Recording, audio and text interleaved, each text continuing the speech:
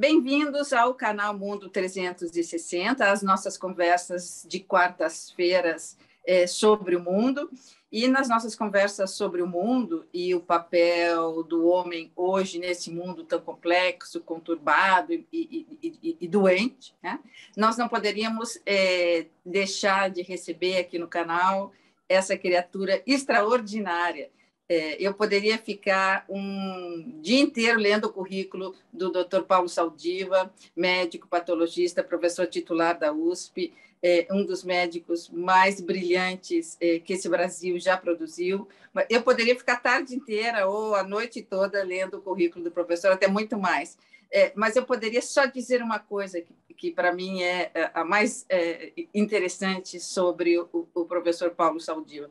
É a criatura humana mais extraordinária que eu conheço.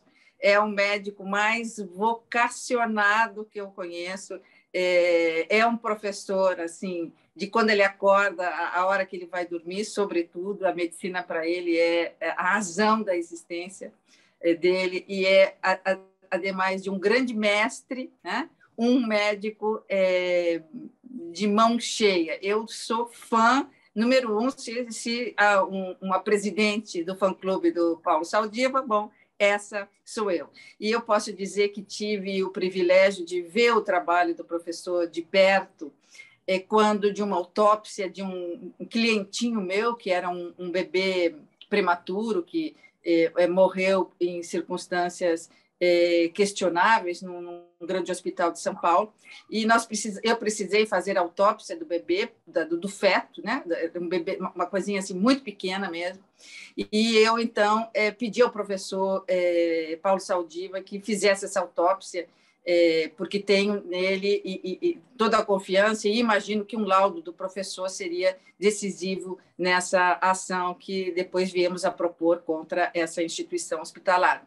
E eu, então, participei dessa autópsia. No meu passado, eu comecei a minha profissão lá no Rio Grande do Sul como advogada criminalista, depois é que migrei para o internacional, mas já tinha feito muitas autópsias, sobretudo em corpos adultos. Mas nessa oportunidade em que era um bebê, né, esse prematuro muito pequeno, eu vi com que delicadeza, com que desenvoltura, com que maestria o Dr. Paulo Saldiva fez a autópsia desse bebê e, ao mesmo tempo, ele ia me explicando o que ele ia vendo, com que delicadeza ele recuperava partes do organismo desse bebê que precisavam ser examinadas. Eu vi que ali se tratava de um ser humano ilimitado, né? Porque aquela que poderia ser uma operação ali, uma autópsia, que é algo sempre doloroso, mas que é técnico, ele conseguiu fazer daquele momento um momento de aprendizado para mim incrível e de respeito àquela criaturinha e aos pais que estavam, né, na antessala esperando o resultado, que eu nunca vou esquecer nesses meus quase 40 anos de profissão. Então, eu tenho o privilégio, até a emoção, de dividir com vocês a conversa com essa pessoa que eu considero iluminada e com mãos abençoadas. Então, muito bem-vindo, professor, muito obrigada. É um privilégio tê-lo aqui hoje.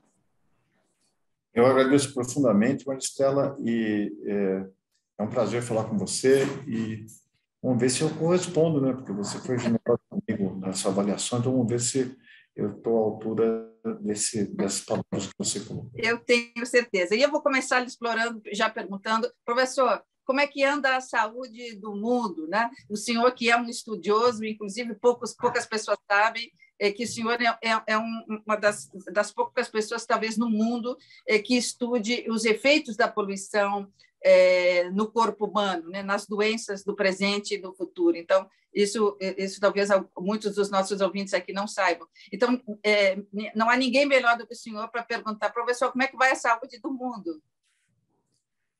Bom, Marcelo, depende muito do que a gente vai entender por indicador.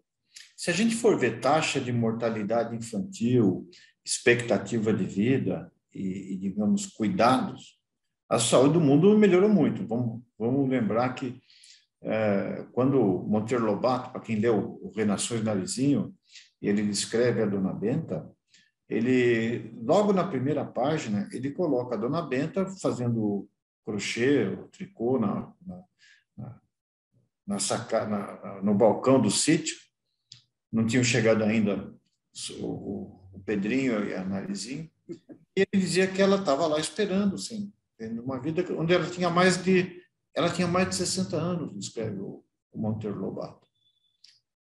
E a expectativa de vida de uma mulher naquele tempo era 56 anos. Então, a Dona Benta era uma idosa, né? Enquanto que a Madonna tem 63. Então, acho que entre a Dona Benta e a Madonna Benta já se passou, se ressignificou o papel, né, das pessoas, e o idoso vai para muito mais tarde. Então, isso melhorou, né? A taxa de mortalidade infantil, em alguns países africanos ainda tem, na ordem, você tem mais ou menos, em alguns países africanos, de 20% a 30% das crianças que não conseguem completar um ano de vida. E era antigamente, alguns de vocês que são mais velhos vão lembrar que na família dos seus pais ou dos seus avós, era comum se perder criança, né? As pessoas tinham muitos filhos porque alguns não vingavam, morriam das doenças da infância. Então, sob esses aspectos, melhorou. Agora, a pergunta é, ela ficou mais igual ou mais desigual? Aumentou a desigualdade. Ou seja, a média melhorou, melhoraram os segmentos menos favorecidos, os mais favorecidos, mas houve uma divergência maior no acesso. Então, hoje, por exemplo, na cidade de São Paulo, para não ir muito longe, o risco de você morrer antes do tempo do infarto do miocárdio ou de um AVC varia 16 vezes conforme o código de endereçamento postal. Então, ou seja, na mesma cidade, no mesmo município, você tem, no mesmo sistema de saúde, as chances de você controlar suas doenças, a chance de você ter acesso, e no mundo onde você trabalha demais a ponto de não ter tempo de cuidar de si mesmo, vão fazer com que você tenha essa variabilidade enorme. A Covid fez a mesma coisa, né? Embora a doença tenha começado no centro da cidade de São Paulo, trazida da Europa, possivelmente, ao longo do tempo ela foi se consolidando em termos de adoecimento e risco na periferia. E é paradoxal, né, Maristela, que num mundo com tantas possibilidades, o código de endereçamento postal valha mais do que o código genético na determinação da sua chance de morrer antes do tempo. E isso, então, e começaram a aparecer novos desafios, né, Maristela? Porque eu, quando estudei medicina, em tempos quase pré-históricos, né, a gente achava que febre era coisa de quem ia fazer estudo de moléstias infecciosas, eram aqueles que tinham vocação para ir em regiões remotas, atender em lugares onde tinha as endemias que o Brasil ainda possuía. Esse desencanto começa a desaparecer, porque a gente tinha vacinas e antibióticos. Os antibióticos, com o tempo, a partir do final dos anos 80, foram desenvolvendo resistência e se prevê que nos próximos 10 anos não tenhamos muito poucas moléculas capazes de cuidar das nossas infecções. Então, isso por uso extensivo, né? Tanto em medicina quanto em outras áreas, como a agricultura. A segunda coisa, as vacinas, embora existam, a gente só conseguiu acabar com a varíola, por causa do esforço internacional. E nós estamos hoje com uma taxa de cobertura vacinal muito baixa. No Brasil, a vacina para sarampo, para as doenças da infância, ela está com uma cobertura de 50%, quando o ideal era ter 90%. Não porque não tenhamos vacina, mas porque a estrutura do país de vacinação foi sendo corroída, e não porque existam questões até culturais de movimentos antivacinais que prosperaram bastante nessas últimas décadas, né? Então, eu acredito que febres voltaram e o mundo, veja que paradoxal, né? A gente, para ter, por exemplo, a epidemia do cólera, que é altamente contagiosa, para ser mais próximo, que não estou indo para a peste bubônica, o cólera foi a pandemia do século XIX. Ela demorou mais de 100 anos para atingir todos os continentes. Teve que inventar o navio a vapor e o canal de Suez e Panamá para que as pessoas atravessassem o oceano e chegassem a tempo de não morrer durante a viagem. A gripe espanhola demorou 4 anos. Entre 1917 e 1919, 20, você teve... O vírus demorou por causa da mobilidade de tropas. Ela se origina nos Estados Unidos e vai com recrutas para o campo de batalha europeu e daí se espalha para o mundo. O H1N1, mais recente, no 2009, ela demorou 1 ano. A Covid-19 demorou 2 meses. Então, existe ainda o problema também das novas doenças que são retiradas das espécies com a alteração ambiental, com o espaço periurbano tendo essa promiscuidade, né? Você consegue puxar de morcegos, por exemplo, como o próprio Ebola é assim, o Covid-19. Então, nós estamos, de alguma forma, voltando no tempo das primeiras cidades, que foram possíveis pela domesticação de animais e de agricultura, e tanto a varíola como a tuberculose vieram de bovinos, o antrax veio de ovinos e caprinos, que a gente domesticou, a gripe veio do frango. Então, a gente está repetindo o ciclo do que chama de epizootias, puxando doenças de espécies remotas e colocando para o nosso convívio. Então, eu diria que o mundo hoje, resumindo, ele tem desafios globais em termos de controle de doenças crônicas não transmissíveis provocadas pelo envelhecimento e também do acesso à saúde, que é bastante desigual, e a emergência das novas doenças infecciosas, fruto da devastação ambiental que nós estamos promovendo em nosso planeta. Então, professor, o senhor disse, de uma certa forma, que o desenvolvimento, a técnica, o progresso, nos fizeram, no que diz respeito à Covid-19, reagir mais rapidamente. Conseguimos reagir, mas não estamos livres, eu perguntaria, estamos livres dela ou ainda corremos os mesmos riscos do início de 2020?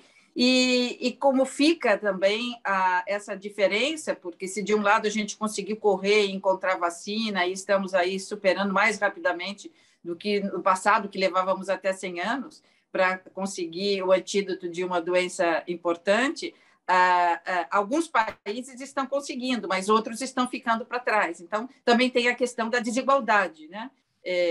Não podemos dizer que o planeta todo está mais rápido hoje para desenvolver um fármaco, como no caso da Covid, mas se desenvolve, por outro lado, alguns ficam para trás e não têm acesso. Então, há aí uma desigualdade subjacente nessa rapidez, nesse progresso, que não consegue ser para todos. Seria isso, mais ou menos? É exatamente isso, Marcelo. O que está acontecendo é o seguinte, vamos pegar o Ebola, né? A Ebola a gente tem o vírus foi identificado, essa doença esquisita que acontecia na parte central da África, ela vinha em surtos, assim como vinha a peste bubônica, de surtos de 20 a 30 anos, porque ela era contida pela própria letalidade. As pessoas adoeciam rapidamente e morriam ali. Os sobreviventes estavam, digamos, imunes. E então demorava mais ou menos 1 ou 2 gerações para que você tivesse o número de suscetíveis para, de novo, a doença voltar a cobrar o seu preço. Era o que acontecia na peste bubônica, que se repetia ciclos de 40, 30, 40 anos. E ninguém dava muita bola, né, Marcela? Porque eram mortes invisíveis. Aí o que aconteceu? O morcego, que é o reservatório, ele começou a se espalhar pela África, primeiro porque ele se alimenta de frutas e houve uma grande produção de frutas na África. E seus ecossistemas começaram a ficar fragmentados, então eles foram buscando cada vez mais expandindo, né, pela destruição das florestas onde esses morcegos viviam, foram seguindo o que sobrava. Aconteceu com a febre amarela urbana em São Paulo em 2017. Ela veio muito mais rápida, ela desceu muito rápido, porque os macacos, que eram reservatórios, foram se espalhando, buscando os restinhos de mata que tinham sobrado. Quando essa doença chegou perto de um aeroporto que permitia que mesmo o indivíduo com tempo de incubação lento embarcasse num país africano para chegar atravessar o Mediterrâneo ou atravessar o Atlântico Norte, é aí que começou a se fazer a vacina do Ebola, quando houve, digamos, a chance de você disseminar isso em países onde a vida humana tem um valor maior e um sentimento até de cidadania é mais visível, e é mais visível para nós. Agora, a Covid mostrou que, se você não fizer uma vigilância epidemiológica e molecular global, não vai adiantar. Por exemplo, a variante Delta, entre ela surgir na Índia e chegar a 90 países no mundo, demorou exatamente 4 semanas. No mundo onde as pessoas viajam muito. Então, é inevitável o espalhamento. Isso leva a uma... Não adianta você tomar 3 doses de vacina, ou 2, como está acontecendo na Europa, que agora, com a entrada do inverno, você está tendo a possibilidade de uma 4ª onda de Covid, porque porque a mortalidade caiu, mas o número de casos está subindo, porque as pessoas que já eram imunizadas têm uma doença mais branda. E as mortes estão ocorrendo em não vacinados, né? Onde existe na Europa tem um movimento antivacinal muito forte, nos Estados Unidos também. Então, essas mortes estão ocorrendo em pessoas que não se vacinaram. Então, nós vamos ter esse vírus circulando durante muito tempo, pelo menos uns 20 anos, e nós vamos ter que, talvez, tomar vacina todo ano para diminuir o número de cópias e, consequentemente, não dar surgimento a novas variantes. Então, não adianta você vacinar teu país 2, 3 vezes. Você tem que vacinar o mundo, identificar casos, e isso pressupõe mecanismos que você que trabalha com direito internacional são raros no almoxarifado dos nossos líderes. Compaixão, solidariedade, empatia e acordos internacionais multilaterais. Isso não está muito, você deve saber melhor, que o estoque desses conteúdos está perigosamente baixo ou inexistente. Então, talvez pelas perdas econômicas que isso implica, você consiga, a deseconomia dessas doenças leve a uma colaboração que não vai ser feita pelo coração, mas pelo bolso.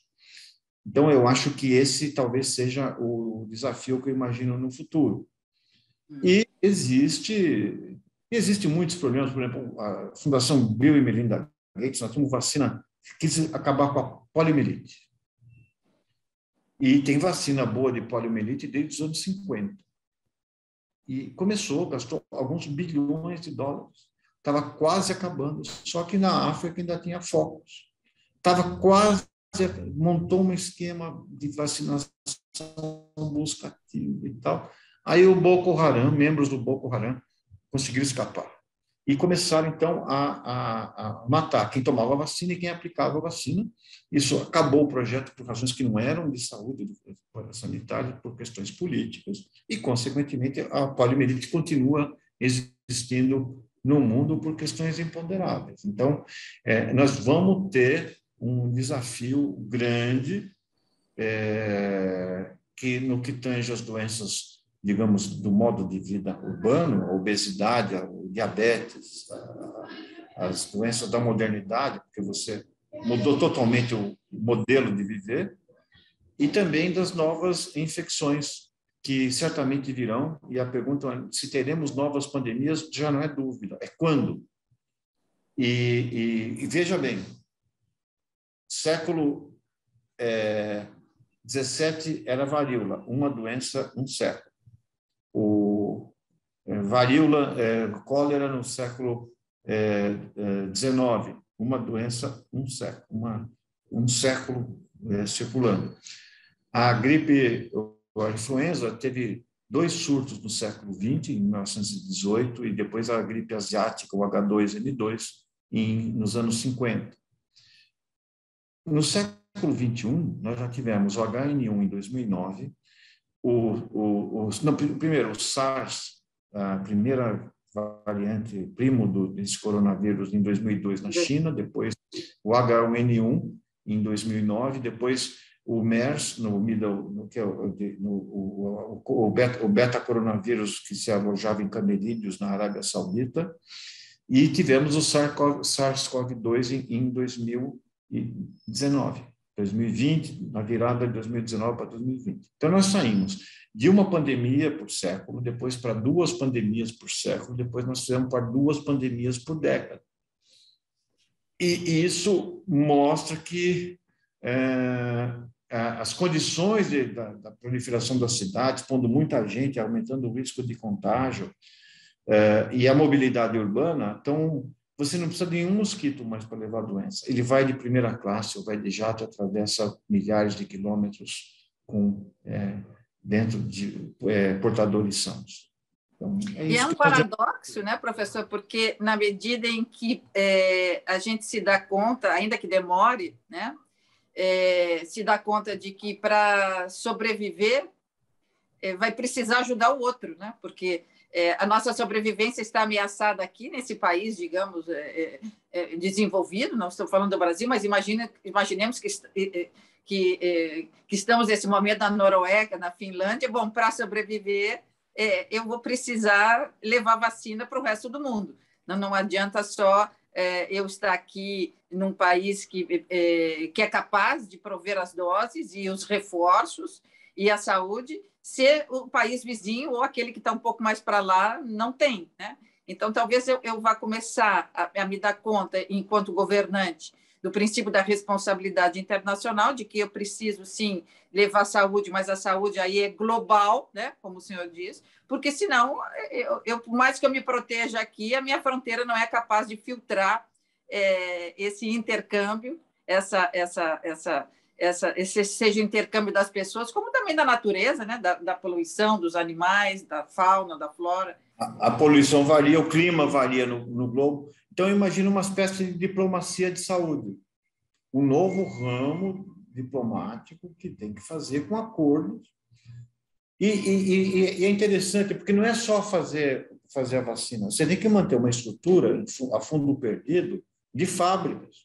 Como é que você vai poder produzir bilhões de doses de vacina num curto espaço de tempo? E você vai ter que ter uma equipe de pesquisa e de cientistas fazendo vigilância ativa e busca ativa dessas novas doenças em escala global. Assim como os exércitos são mantidos de prontidão sem nunca dar um tiro, às vezes, graças a Deus, ou satélites de vigilância no espaço para poder fazer, então, na espera que aconteça algum evento, talvez tivesse sido mais produtivo a gente ter investido isso em saúde, porque o número de mortos é maior por pequenas estruturas que medem mais ou menos 100 micrômetros de diâmetro, né, invisíveis, que ficam no ar por horas e que viajam muito bem alojados dentro dos nossos pulmões para serem expelidos aonde chegarmos ao nosso destino. Então, eu acho que vai ter que ter todo um repensar das relações internacionais, mas certamente a saúde vai entrar nisso. E a saúde, né, professor, não, a saúde do corpo e também a saúde do espírito, a saúde da alma. O que o senhor nos diz das novas doenças da alma, relativamente àquelas quando o senhor fez a faculdade de medicina? Como é que a medicina vê hoje essas novas doenças? Os fármacos são suficientes ou é preciso um pouco mais da psiquiatria?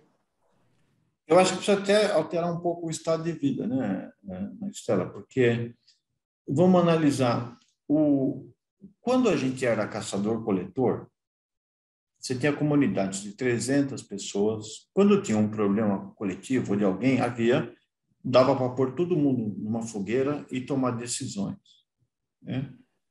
E havia, digamos, um compartilhamento dos nossos medos, ansiedades e fraquezas. Eu vou desligar só um pouquinho. O que aconteceu, né? E isso é possível em algumas cidades pequenas, né?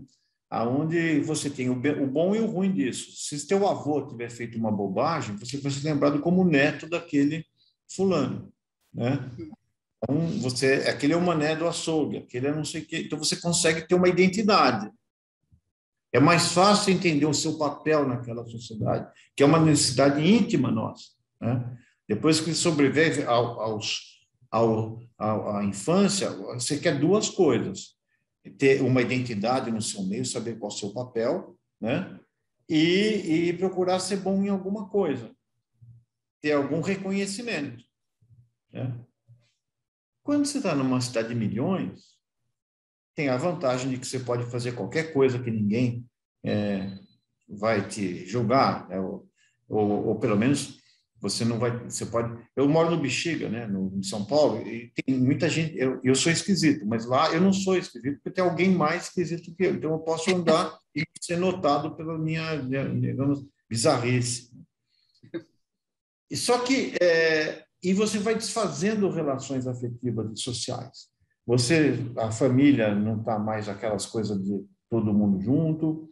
Depois você faz amizades na escola, que você encontra pessoas que você vai considerar irmãos, depois não vê mais, depois na faculdade, depois no emprego. E aí você vai essa invisibilidade que protege, ao mesmo tempo desampara no momento que você precisa. E também, como a gente embutiu dentro de nós um capataz, e levamos uma tornozeleira eletrônica, que é isso aqui, eu estava falando que você tocou, né? Você começa a achar que você não pode ter lazer, não pode cuidar de si mesmo. Então, o que acontece é que você tem que aprender a construir, para mim, uma cidade imaginária que tem em São Paulo, que eu gosto muito de São Paulo, é a cidade que as ruas saem do meu coração, da minha alma, e vão ter na casa das pessoas que eu gosto ou nos lugares que me dão boas lembranças.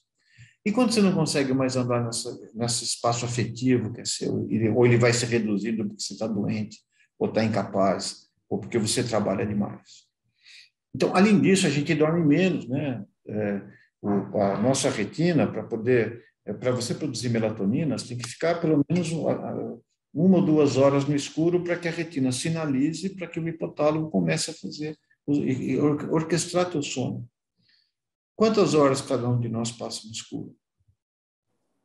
5 horas. Leva para a cama o sol emitindo em UV, né? E o fato de estar sendo constantemente, quando você abre teu e-mail ou teu WhatsApp, tem 10 coisas que você tem que fazer para ontem.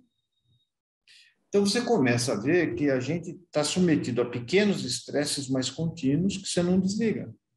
E você tem poucos momentos para compartilhar digamos, reforçar e discutir com as pessoas outras coisas. Então, isso é essa que é uma sociedade da produtividade, digamos assim, né? Que você tem que produzir sempre. Ela tem sido associada com grandes distúrbios. Por isso que os médicos, você perguntou, na minha turma, que eu tinha 75 alunos, 6 alunos se suicidaram. Porque a gente tinha uma produtividade e não podia dizer que você estava sofrendo, por exemplo. E também não havia as drogas. Então, eu acho que as cidades onde a gente vive predominantemente, e a própria nossa vida, ela tem que criar os espaços de encontro, principalmente depois que você acabou de trabalhar, você tem que descobrir um sentido. O sentido da vida, que é o grande mistério, porque eu consigo dar um atestado de óbito, mas eu não consigo dar um atestado de vida. O mistério está na vida. E você vê, se você pegar o livro do Viktor Frankl, A Vida e Seu Sentido, que é um psiquiatra, era um psiquiatra vienense, que ele foi para Auschwitz, a família inteira dele foi, né? A mulher teve que fazer aborto, porque eles não queriam levar ter uma criança nascendo em Auschwitz. O pai e a mãe, cada um para um lugar, né? E na época, você tinha 2 teorias psicanalíticas. A do Freud, que a psique buscava o prazer e dialogava entre o prazer e o que era permitido pela sociedade, mostrado onde tudo era proibido, ou digamos, a satisfação, o reconhecimento, que era o Adler. Você tinha que ter um papel, ser reconhecido, ter uma identidade. Bom, ele vai para onde não tem prazer nenhum e onde não tem identidade nenhuma. E ele percebe que as pessoas que sobreviviam àquele horror não eram as mais fisicamente aptas, eram as que encontravam um sentido para fora da própria psique. Ele tinha que dialogar com o entorno, e o dele foi escrever isso e fundar a logoterapia. Então, e a gente vê isso no hospital, muitas pessoas que sobrevivem a doenças muito graves, até que ocorra um fenômeno importante, o nascimento de um neto, o casamento de alguém, e depois, quando acaba, né, aí ele se permite morrer. E tem gente, por isso que eu acho que a morte ocorre muito antes de parar o coração ou parar o cérebro, é quando você começa a perder o sentido do que você está fazendo no dia seguinte. Então, nós temos hoje dois problemas: o suicídio dos idosos, que perderam o seu papel, o mundo que eu chamo de maldição do Nosferatu, né? O Nosferatu do Murnau, ele era um vampiro melancólico, porque ele viveu 400 anos e o mundo dele desapareceu, ele não se encontrava mais ali. Ou dos jovens.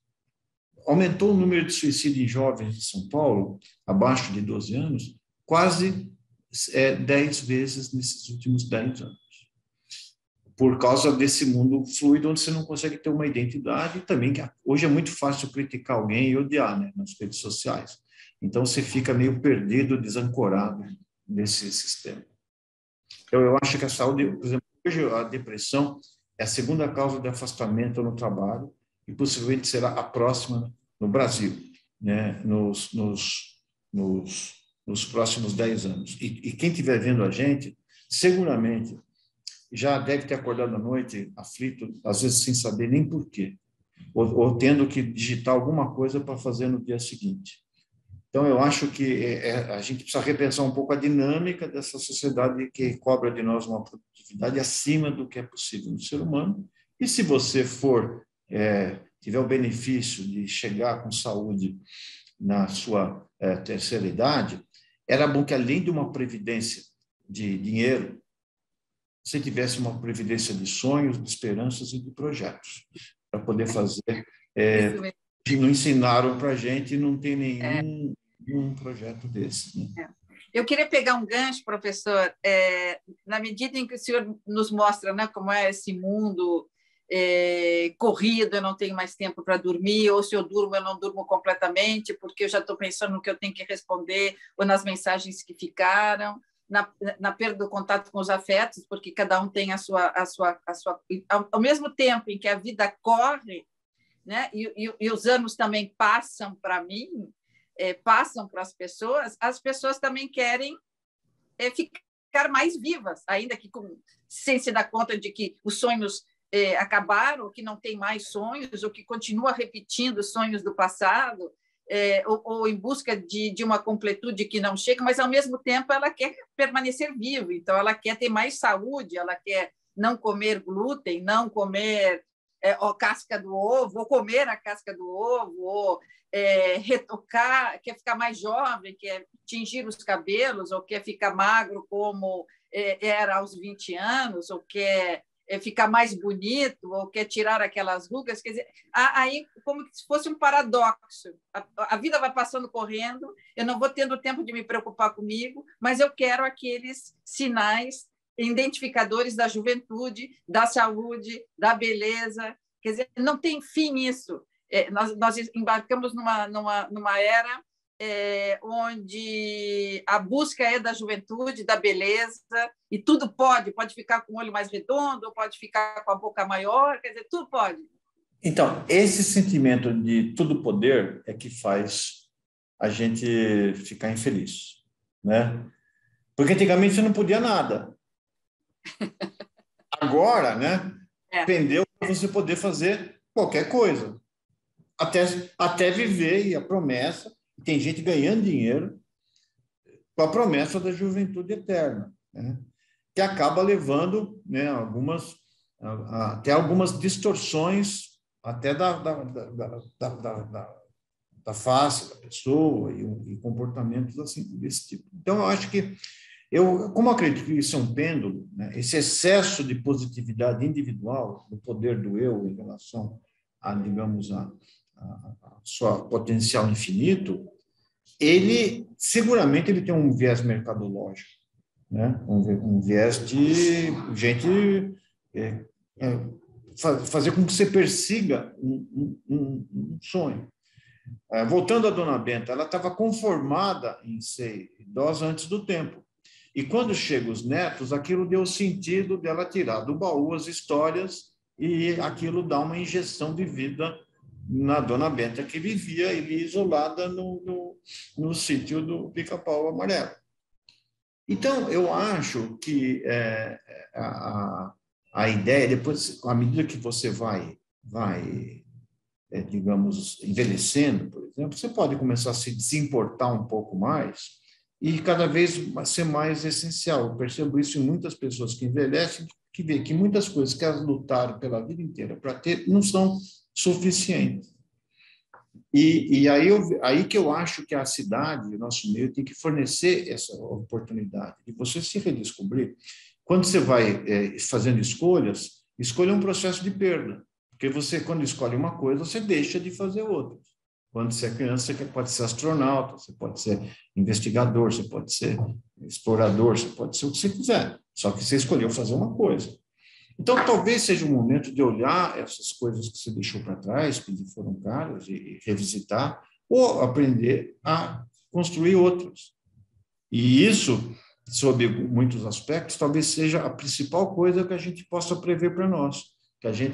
Porque você se programar para viver até 70, você se aposentava com 60 e poucos, e morria logo depois. Agora não. Você tem um tempo a mais grande de vida, que dá para fazer muita coisa. Talvez esse seja uma coisa que nós tenhamos que nos preparar para isso. O senhor está nos dizendo, professor, que é muito importante para a nossa saúde física e também mental aprender a lidar com a falta, porque sempre vai faltar alguma coisa, né? Ou aprender a não sentir falta. A lidar com a falta. A gente não quer que falte nada, né? Para as crianças. Isso. Então, as crianças têm que ter o horário todo preenchido, tem que ir à escola, tem que ter aula de inglês, não pode faltar o judô, não pode faltar a natação. Quer dizer, a gente começa a educar as crianças para a não falta, a prover tudo. Então, quando a gente chega nessa fase adulta, bom, a castração, a falta, é um dado da vida. Os buracos, né, internos são dados da vida. É isso. É isso. Tanto que a gente hoje acha, tem gente que se congela dizendo que pode viver, esperando a benesse do prolongamento artificial da vida. Você sabe, Maristela, quando você procura um sentido para a vida que você vai fazer, quando você não sabia nada, era religioso. Até a medicina vinha nos tempos. Então, era alguma entidade que zelava a tua vida. Quando os gregos tiram isso dos tempos, né, e começam a raciocinar sobre o mundo, sobre a forma lógica, você começa a entender então, que você está dentro de um contexto maior, que é uma lógica do universo e do teu papel está ali. Aí vem o Descartes e tira... Não, você vai ter sentido, a resposta para as tuas dúvidas vai vir da ciência. Só que Descartes não matou Deus, sabe? Eu acho que ele mudou de endereço, porque quando você vê, por exemplo, um cientista de avental daquelas grandes universidades falando que você vai fazer uma proteína que inibe a ligação entre a proteína spike com a molécula de enzima conversor de angiotensina, e isso impede a fosforilação de um segundo mensageiro que vai resolver, vai impedir que o vírus replique dentro de você, você não vai morrer daquela doença. Isso é tão hermético quanto o Apocalipse de São João para a maior parte das pessoas. Então, você tem uma crença quase que divina, só que, digamos, as parábolas são diferentes. Então, eu posso comer o que quiser, que alguém vai e me emagrece. Eu posso consumir a energia que eu quiser, porque vai ter algum desses novos querubins de alta patente que vai resolver os meus pecados. Então, eu acho que... E na hora do aperto mesmo, quando vem uma pessoa doente, quando ela chega no profissional de saúde, ela já tem uma primeira opinião do Dr. Google, a segunda do Dr. Yahoo, ela está querendo saber exatamente o que está rolando na ciência. Ela vai procurar, se for uma doença grave com ela ou com alguém que ela ame, ela vai dizer qual o sentido disso, ela vai tentar ser um pouco socrática ou agórica. E na hora do aperto mesmo, ela vai para a igreja, né? E eu acho que eu já vi muito mais gente mudar de vida em UTI, quando ela está batendo na trave, do que em igreja. Porque você sai da zona de conforto e procura opção em alguma coisa etérea. Então, a gente separou essas três entidades, a religiosa, ou espiritual, a lógica, né, e a científica, em camadas, mas elas estão aí dentro de nós. E que a doença faz com que você, e o adoecimento, quebre essas barreiras artificiais que foram feitas pelas questões circunstanciais e volte a exercitá-las na medida do seu sofrimento. Então, eu acho que eu gostaria hoje de saber que, se me for dado o privilégio de viver mais tempo, a ideia de você estar vestindo uma bermuda, camiseta, sandália havaiana, sem fazer nada, para mim, até que duram 1 mês, 2 meses, mas depois eu vou estar completamente agoniado. Então, eu acho que essa ideia de você procurar alguma coisa que te dê prazer e motivação, ela é fundamental para a tua saúde psicológica e para a tua saúde física. Eu me lamento hoje de não ter convivência com a minha esposa, com meus filhos, porque eu trabalhei a vida inteira. Então, eu vou ter que correr atrás disso. Eu acho que todos nós... Você acredita em Deus, professor? Eu não acreditava, mas a pandemia eu fiz. No dia que morreu uma criança. No dia que morreu uma criança, era uma história muito trágica, que a mãe, por achar que a filha estava protegida, pediu, eles moravam numa comunidade pobre, ela pediu para cuidar da tia e da avó que estavam com Covid. E a criança morre. E foi a primeira de uma série, nós temos o duvidoso privilégio de ter a maior série de autópsias de crianças. E na hora, era de noite, assim, eu fiquei pensando, me deu eu até escrevi, eu pensei se ela ia virar anjo ou não. Qual é o sentido daquilo? E eu não achava sentido na lente do meu microscópio ou nas circunstâncias daquele negócio. Então, foi aí que eu comecei a refletir sobre a existência de Deus, porque eu não segurei aquela situação, né? E acho que também foi muito... veja, para nós aqui que trabalhamos no HC, foi muito difícil. Nós tivemos 900 pessoas internadas entre nós, passaram 9.000 pacientes aqui. E graves, todos referenciados. E a gente não sabia nada dessa doença, né? Não sabia nada. Então, a gente... e uma das coisas era entender a biologia disso. Você precisa ter tecido, para onde o vírus vai, para onde não vai. Quer dizer, toda a parte científica tinha sido resolvida. Qual o mecanismo que ele entra, por que... quer dizer, tinha todo um aspecto lógico, científico, logístico.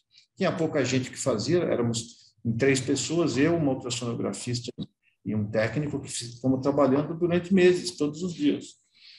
E, de repente, você vê que aquilo não estava fechando, né? Porque a gente enche muito a bola dos profissionais de saúde, e que merecem, mas quem morreu foi gente que manteve a cidade funcionando. Foram mortes anônimas, sabe, Estela? Gente que dirigiu o aplicativo, que trabalhava em comércio, que varria as ruas, que entregava comida, e com situações trágicas, né? Porque você tinha, às vezes, um jovem saía, porque a família estava em isolamento, alguém tinha que manter a família, e ele transmitia isso para o pai, para a mãe, para a irmã, e depois vinha reclamar o corpo, sabendo que ele tinha transportado, né? Então, eu acho que ali foi um divisor de águas, e eu comecei a procurar sentido, porque eu não conseguia encontrar sentido nem na situação política. Eu me lembro, uma vez eu saí daqui, nesse dia dessa menina, eu saí da faculdade de manhã, eu ando de bike ainda, e tinha uma manifestação na Avenida Paulista dizendo que a doença não existia. É como se a minha bicicleta tivesse ido para um mundo bizarro, as realidades em questão de minutos. e isso, eu tinha que fechar isso de algum jeito, que senão não ia aguentar. Professor, que pena, o nosso tempo está acabando. Nós ficaríamos aqui o resto das nossas vidas lhe ouvindo, eu e todos os seguidores aqui do canal. Mas eu quero lhe fazer uma pergunta que me ocorre, lhe ouvindo esses um pouco mais de 45 minutos, e conhecendo a sua paixão pela medicina, a sua luta, né, como professor de medicina e as suas angústias políticas também relativamente à saúde no Brasil e no mundo, eu lhe diria: a saúde é um commons ou é uma commodity? É de fato para todos? Eu ou é acho só que para alguns poucos? Para Como algumas coisas será uma commodity. Você conhece bem a história da judicialização da saúde. Às vezes, doenças raras, a pessoa consegue gastar uma fortuna para tratar uma pessoa. Eu não estou aqui para julgar. Sim. Né? Então, aquilo é uma commodity, que você vai fazer uma exceção. Mas eu acredito que vacinas, o acesso à saúde, o acesso aos princípios básicos para cuidar das suas doenças, o acesso às vacinações, tudo isso devia ser comum. E foi assim. O Salk, o Sabin, nunca ganharam um tostão com a vacina que produziram. O Fleming, da penicilina, o Flora e o Shin, não ganharam um tostão. Não havia propriedade intelectual. Né? Agora, você não sabe mais nem o nome de quem descobriu alguma coisa, né? Um antibiótico, então não tem, porque isso virou dentro de uma corporação. E eu diria que uma corporação tem que ter lucro, não estou pedindo para elas abdicarem do lucro, mas se você for ver as 9 Big Pharma que existem, cada uma delas, ela seria um país com PIB igual ao da Turquia, por exemplo. Cada uma delas? Cada uma delas. Então, eu acredito que isso tem que ter um certo tipo de controle e um certo tipo de mecanismo, que numa situação como essa, você tenha que ter um botão de stop. Agora, se você, na atual moldura, se você falar assim, não, eu vou quebrar todas as patentes, aí você não investe. Uhum. Então, aí você não consegue fazer coisa nova. Então, fica uma situação que tem que ter um entendimento qualquer que você pode propiciar. Né? Então, se você gastasse o que foi gasto pelas grandes potências em arsenal bélico, você resolveria com muito menos, cerca de 50 vezes menos, os problemas de saúde do mundo. Acho que talvez seja uma questão da gente mudar uma cultura e definir novas prioridades para o nosso planeta. Muito obrigada, professor. É um privilégio ter esses minutos com o senhor. Eu quero agradecer muito, muito. E quero pedir para esse Deus, né? Não quero falar de religião aqui, mas que Deus lhe proteja muito, muito, muito, e que nos permita ainda ouvi-lo muitas e muitas vezes, porque não só uma lição de saúde, mas uma lição de vida. Né?